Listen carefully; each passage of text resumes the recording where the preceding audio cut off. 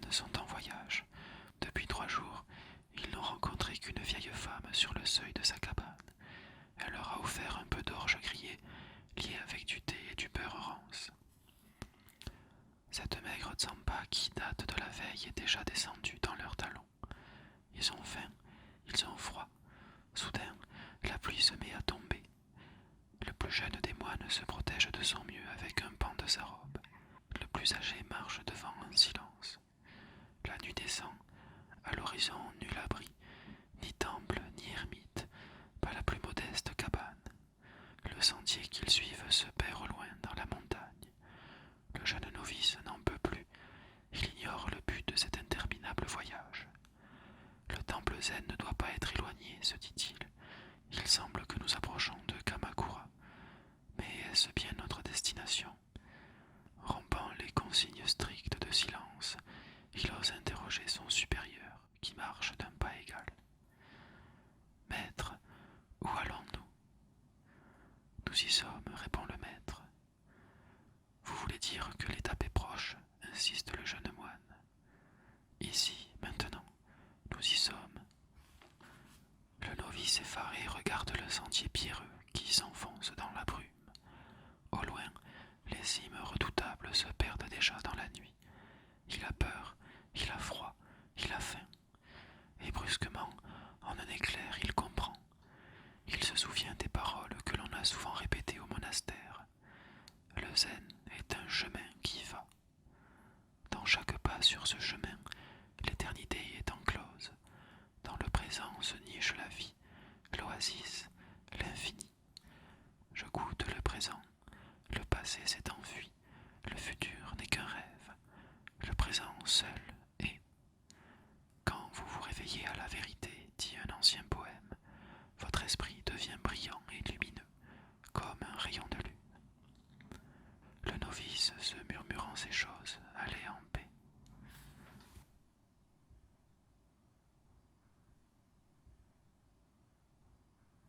Le silence. Japon, première moitié du XIVe siècle. Sous le shogunat des Ashikaga, un temple perdu dans la montagne, 4 moines zen ont décidé de faire un seishin dans le silence absolu. Ils sont installés en zazen. La nuit est venue, le froid vif. La bougie s'est éteinte, dit le plus jeune des moines. Tu ne dois pas parler. C'est un seishin de silence total, fait observer sévèrement un moine plus âgé.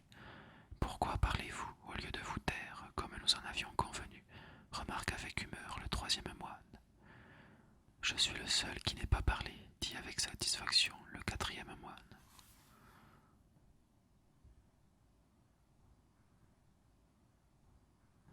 L'amour s'en va. Un jeune homme pauvre nommé Iruka aimait de toute la folie de son cœur une jeune fille riche et belle de surcroît. Comme il était lettré, Iruka écrivait à sa bien-aimée une lettre d'amour chaque jour pendant 3 longues années, sans faillir une seule fois. La 3e année, il osa lui suggérer de lui faire un signe à l'occasion de la fête du bon, mais la bien-aimée ne répondit pas, ne le regarda même pas, et ne lui manifesta jamais le moindre intérêt. Alors le cœur d'Iruka se lassa. Il songea à devenir moine, ce qu'il fit en effet, et le temps passa. Un matin de printemps, il allait chercher de l'eau au puits situé près de son ermitage, quand Iruka rencontra Shujo pour la première et dernière fois de sa vie. Elle se jeta à ses pieds. Iruka, s'écria-t-elle, j'ai cheminé de longs mois avant de te retrouver. Enfin je te vois, admirable Iruka.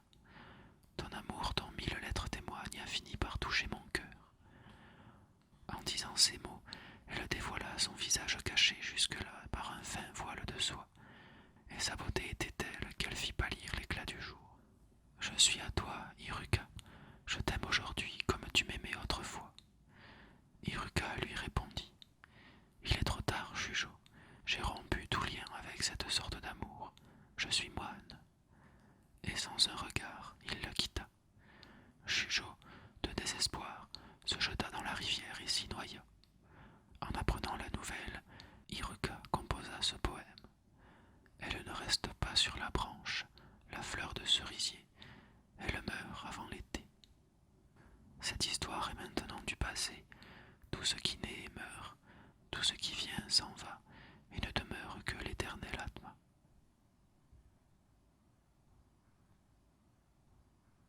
Veux-tu être empereur? En ce temps-là, Heian Kyo, ce qui signifie capitale de la paix et de la tranquillité, était un lieu enchanteur où résidait Sa Majesté l'Empereur. Noble seigneur vêtu de rouge, tunique cerise, pantalon pourpre, noble dame en habit étourdissant, aux couleurs sans cesse nouvelles, rivalisaient dans les joutes d'amour et les jeux de l'esprit. Les fêtes somptueuses se succédaient au hasard des palais, des villas, ornées de magnifiques statues. Les musiciens accompagnaient au bord du lac des 8 vertus les amants du clair de lune. Les temples étaient construits en bois précieux, parés de nacre, incrustés de pierres précieuses, et les cérémonies rituelles donnaient lieu à des fastes sans égal dans tout l'Empire. L'empereur Saga était un homme âgé, un peu las de ses réjouissances perpétuelles. Un chagrin secret le rongeait, il n'avait pas de fils. Souvent il s'absentait de la cour, et il se rendait avec quelques serviteurs fidèles et discrets chez un ermite, un moine zen. Celui-ci vivait non loin de la capitale, dans une simple cabane de branchage, près d'une pagode en ruine. Assis sur un tronc d'arbre, Saga observait le moine prier, méditer, couper du bois, et la hache étincelait au rythme des coups dans le soleil. Je te regarde vivre depuis plusieurs années, Ryoben. Tu es actif, énergique, généreux et sage. Je vieillis, je n'ai pas de fils. Veux-tu me succéder? Veux-tu être empereur? À cette demande stupéfiante, le moine ne répondit mot. Imagine, Ryoben, les plaisirs, la richesse, le pouvoir absolu, le droit de vie et de mort sur tout ce qui respire dans ce pays. Tu pourrais faire construire ici un palais ou un temple de 100 pagodes, faire connaître le zen, étendre ton influence. N'es-tu pas tenté? Alors Ryoben posa sa hache, remit de l'ordre dans ses vêtements et dit: Je vais aller au bord de la rivière et laver mes oreilles souillées par vos paroles. Il se rendit à la rivière où il rencontra un paysan qui venait souvent y faire boire sa vache. Tu te laves les oreilles à cette heure du jour? Oui, mes oreilles ont été souillées par les paroles de l'empereur. Il m'a proposé de lui succéder et de monter sur le trône. Je comprends que tu te laves, dit le paysan, et dans ces conditions, je ne laisserai pas ma vache boire cette eau souillée.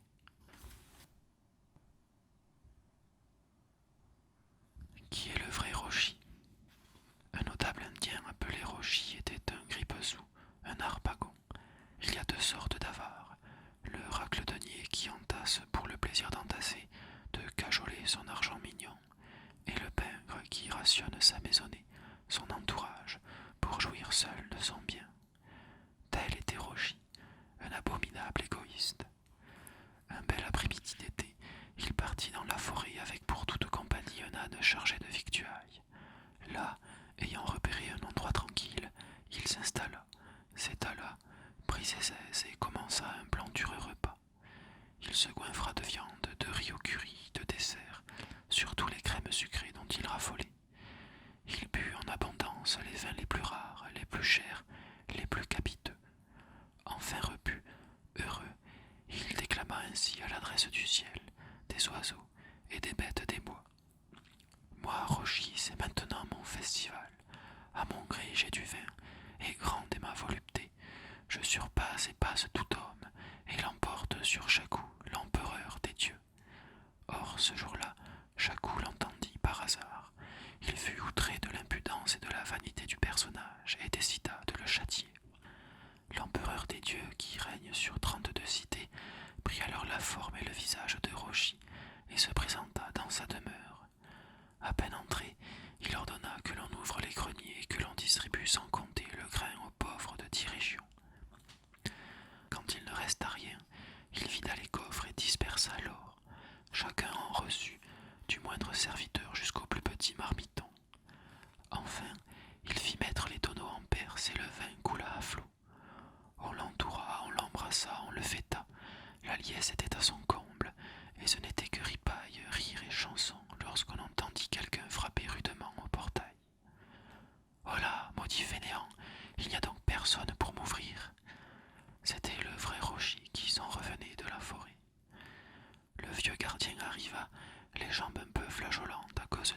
avait bu. Qui êtes-vous, mon monsieur articula-t-il avec difficulté. Vieil imbécile, c'est moi, Rogy, ton maître. Ce n'est pas possible. Mon maître est à l'intérieur, bafouilla-t-il, et il s'éloigna avec dignité. Fou furieux, Rogy se mit à cogner au portail. Il hurla, mena un tel vacarme qu'à la fin les gens de la maison accoururent. On le fit entrer, et les deux Rogy se trouvèrent face à face. Qui était le vrai?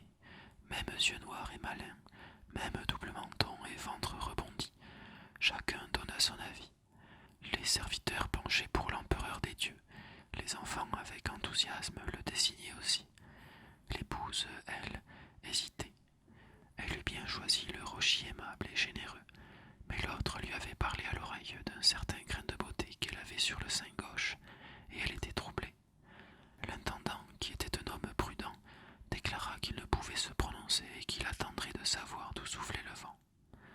La confusion risquait de s'éterniser quand l'épouse prit une décision. « Allons demander à Bouddha, dit-elle. Lui seul voit le secret des cœurs au-delà les apparences. Il nous éclairera. » Bouddha reçut les deux Rogy dans sa demeure du ciel. Le vrai Rogy, dit-il, est celui qui suit la voie. Il pratique la justice, il manifeste l'atma par sa compassion envers toute créature. Rogy, le jouisseur égoïste, l'avare, sut alors que la cupidité, le mépris des autres qu'il avait montré jusqu'alors n'étaient que des accidents, des déformations, un masque qui cachait son vrai visage. Lui, Rogy, participait à la nature du Bouddha. C'était là la vérité. Jagu, au même moment, reprit sa forme première et redevint l'empereur des dieux. Et Rogy retourna dans sa demeure, emportant avec lui la paix et la lumière.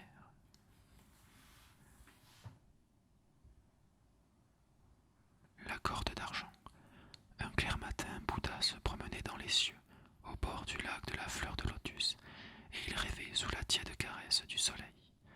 Comme il se penchait sur l'eau du lac, il aperçut dans les profondeurs bouillonnantes de Naraka un homme qui se débattait furieusement et semblait appeler à l'aide.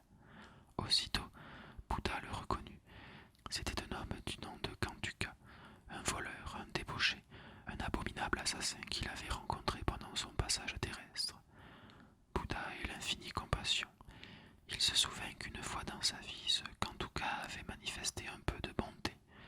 Une grosse araignée s'était posée sur sa sandale. Au lieu de l'écraser, il avait épargné et passé son chemin. Je vais lui porter secours, songea Bouddha, pour ce geste de compassion. Qui sait, il reste peut-être une lueur de générosité chez ce malheureux. Il prit alors un fil d'araignée, le fit descendre dans le lac en direction de Kantuka. Le fil se transforma en corde d'argent et le bandit l'agrippa solidement. Il commença à monter. L'ascension était rude. Kantuka y employait toutes ses forces. Il s'acharnait des mains, des genoux, des pieds, suant et soufflant. Bientôt il aperçut un coin de ciel bleu au-dessus de sa tête. Il redoublait d'efforts quand il jeta un coup d'œil vers les bas-fonds. Horreur! Une dizaine de ses anciens compagnons saisissaient la corde d'argent et s'efforçaient de grimper à leur tour. Cette corde risque de ne pas être assez solide pour nous soutenir tous, se dit Kantuka. Il se souvint alors qu'il avait gardé dans une poche secrète